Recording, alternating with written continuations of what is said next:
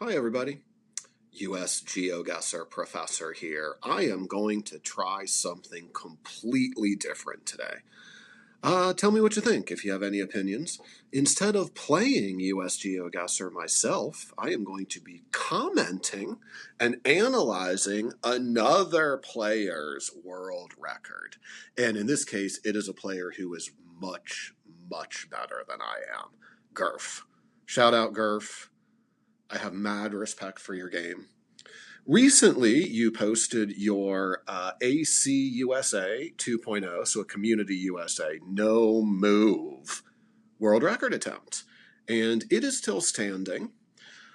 25K in 2 minutes and 9 seconds. What an accomplishment. Wow. And ACUSA is really considered, from what I hear, to be the gold standard of US maps, especially among players from around the world. As a US only player, I have maps that I prefer, but it's just quibbling at this point. I prefer a little bit more urban slant to my maps. So ACUSA is really supremely balanced in a lot of ways. So any kind of world record on this map, no moving, is going to be really particularly impressive. So I am very excited. This is going to be my first viewing of really how Gurf made this happen. All right, so we get our attempt. Let's just look at the drop here. Okay, as he is zooming in, I notice that we have Phoenix street signs. So if we look here at this sort of adobe tone of the building, this grass that looks like it was kind of like spray painted on, that would also confirm Phoenix. When we zoom all the way in, we know even more clearly that that's a Phoenix street sign. Brewer's Way, that is also an interesting addition. That tells me that perhaps we are not in the city of Phoenix.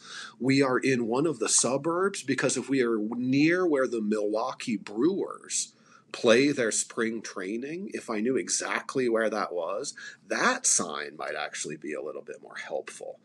Where do the Brewers play spring training? I want to say it's in Surprise, but I'm not entirely sure. That looks like their spring training complex there. Maryvale. No, as I see that sign, I remember it's in Maryvale. Okay, cool. So we're Phoenix, probably Maryvale, in that suburb, or just going by the street sign, City of Phoenix. If we go back to that Clarendon one, we really see that we have the grid system even. So Gurf is going to know exactly where to go. He's going to go on the Avenue side of Phoenix, which is going to be the western side. Notice that there was absolutely no hesitation. Here on the map, the north-south roads radiate west out of downtown Phoenix. I'm sorry, I misspoke. The northwest avenues go west out of downtown Phoenix, and then east out of Phoenix are going to be your streets. So once we saw Clarendon Avenue, we're going to know west side Phoenix. And since he has the grid system, it's really just going to be a matter of time of finding this. Wow. I really think with this grid, oh, wow. Gurf is taking a lot of time in Phoenix. Wow. I would have to guess this is the most amount of time he's going to take on a round. Yeah, if we would have just been way more precise on that grid. I'm not saying I could have done that. I'm just saying that could have saved some time in Phoenix. Okay. What is our second set of street signs? Now, I am just going by what we see here. 18 Street Northeast. Upshur Street Northeast. My first instinct here is that these are just Washington, D.C. street signs. They don't look exactly right.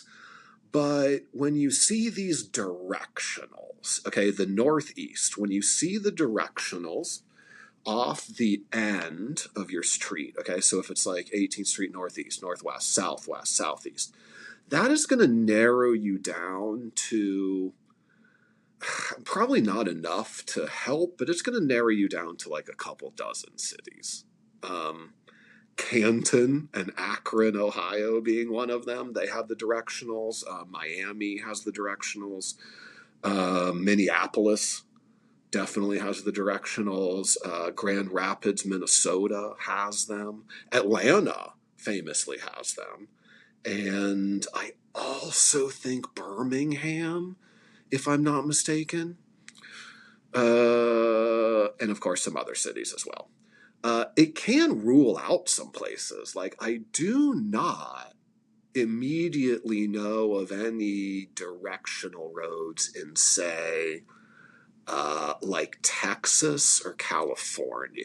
I'm sure they exist. I'm just not thinking of them right now. And then, of course, Washington, D.C. is like the most famous directional system, right? You got like the Northeast Quadrant, the Southeast Quadrant, Anacostia, places like that. So I think these are D.C. signs. Is that where Gurf is going? Heck yeah, he is. So he's going 1800 Northeast and 18th Street. Using the road to line it up, it's going due north. That is an interesting technique. He's using the road direction rather than the numbered grid system. That's interesting. I want to go back to that DC round and just look at that again.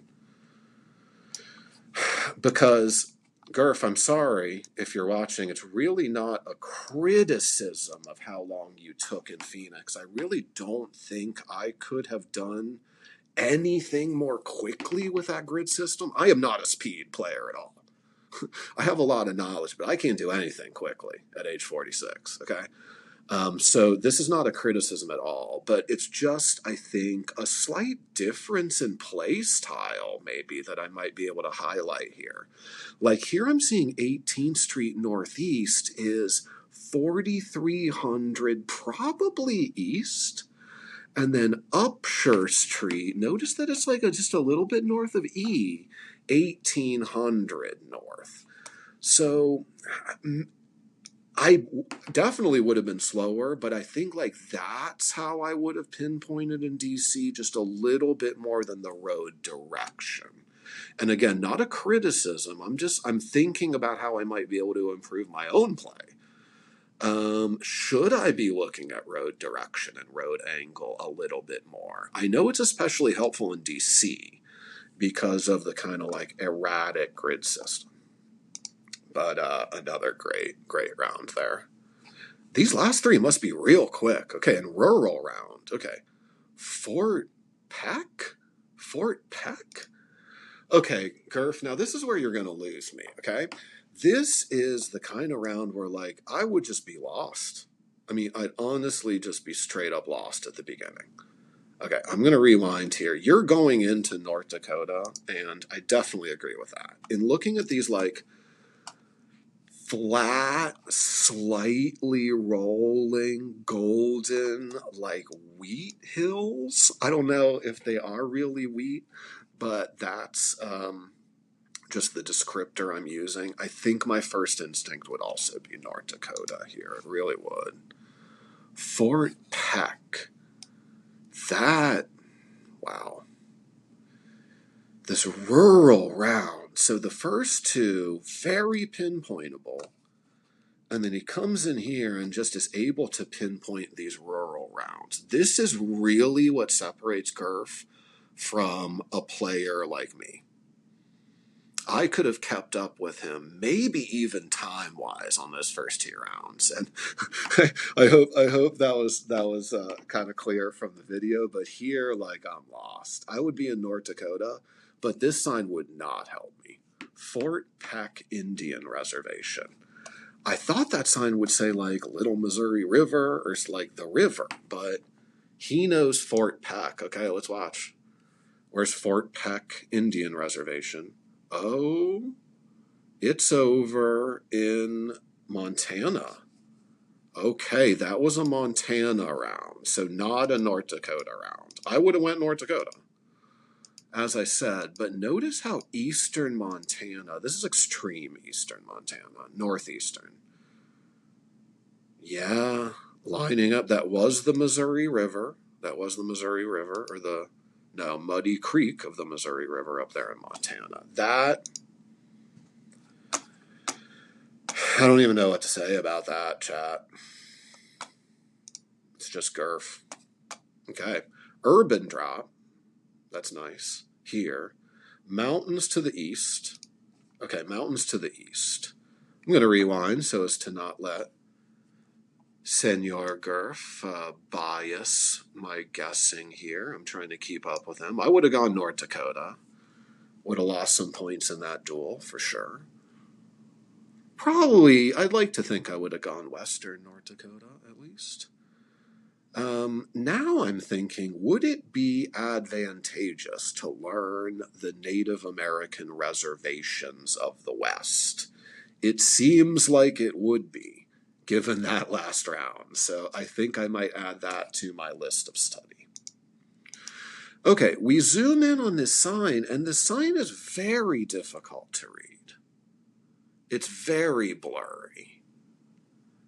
I am really unable to make out what that sign even is.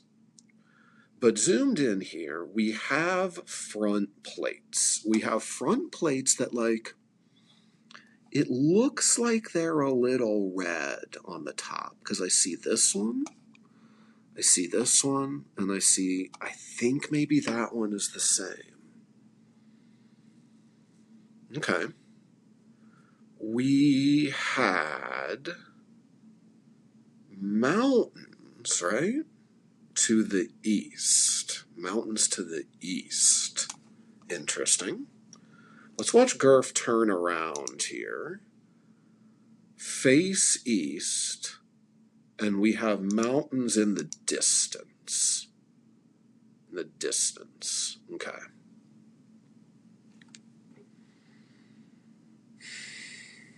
Mountains east typically means Utah. But I'm not sure that's where we are. That sign. It's a bit clearer here. It's a bit clearer now. The license plate in front of us is also a bit clearer. The more I look at that, excuse me, the more that is starting to look like an Idaho plate to me, rather than, say, something like a Wisconsin or Nebraska plate with just like a little bit towards the front. It could also very easily be a Utah plate, I think. But if that were the case, I think we'd be seeing clearer examples of Utah plates. Yes, I agree. I think in that, from that view, and with the mountains east, yeah, that's an Idaho plate, and I'm going to go also Idaho suburbs here. Or I'm sorry, Boise suburbs. With the mountains kind of like in the distance to the east, I think I would prioritize Boise. And I think that once I see the street sign a little bit clearer, I'm kind of sold on this being like a Boise or a Nampa or a Meridian street sign. If we were in Idaho Falls or in like Rexburg, somewhere in the eastern part of the state, I think the mountains would be closer and more dramatic. And I think we would be less deciduous and much more like high desert kind of climate. Boise, to me, in Idaho terms, is very deciduous, and it looks like this. If we were like NMPZ here, we wouldn't even be able to see the mountains. Without that plate, I don't know if I would think Idaho. Now, we could just make out the like Lander Road or something. Okay, Linder. And this is an interesting technique with no other clues. Gurf is looking at this barbecue restaurant. Wow. Just like to think about that for a minute. Okay, so we're looking at like, is it a barbecue or like a hothead burritos or something? Let's watch. We're down here at Cherry Lane. Yeah, and he got it. Okay, so 3 rounds that are pinpointable. 2 that I would say are pretty easy. The Maryvale and the DC rounds. And then 1 that was like challenging and like I really had to think out along with Gurf, but we got there. It was like in Meridian, Idaho, I think. On the final round, the one that truly blows my mind is that round 3. It just really shows you the depth and like the versatility of a player like Gurf's knowledge. It really does. I would have been lost, and that's really what separates me from the big boys and girls. There's a lot of certainly top players of both genders. Manhattan Volunteer Fire Department. First Instinct, Manhattan, Kansas. Maybe when he zooms out, I'll have something different to go off of, and I would have to say, yeah, there's definitely nothing like these mountains in Manhattan, Kansas. So, what does that mean, and how is he going to the map already? At 158, this is how he's going to do it. Wow, how does he do this and do this quickly? I might just have to watch. Yeah, he's right there. Manhattan, Montana. Okay. Again, I would say this is another really, really big thing that separates, I mean, dare I say, good U.S. players from fantastic U.S. players. I knew 2 Manhattans, right? Manhattan, Kansas, and Manhattan, New York, obviously. And once I saw mountains, cognitive dissonance. But when Gurf sees Manhattan and sees mountains, instant recognition. So he knew there was a Manhattan, Montana, whereas I would have had to take a few seconds here to even get Montana, number 1. And I probably would have had to do it with the plates and just with this general landscape. But knowing there is a Manhattan, Montana is what's going to get him the world record. So I'm flabbergasted that he basically insta 5Ks the 2 hardest rounds. And then spends a little time on that Boise one and spends even more time on the Phoenix DC. So again, Gurf, no criticism, but it's like so amazing that you just insta 5K the 2 hardest rounds. Like, that to me is probably the most impressive part of this world record. So really, really nice job, man. I really had a good time watching this. I'm really just in awe of your skills. Thanks everybody for watching. I hope that you learned something, and I hope that you found this different style of video interesting. So thanks for watching.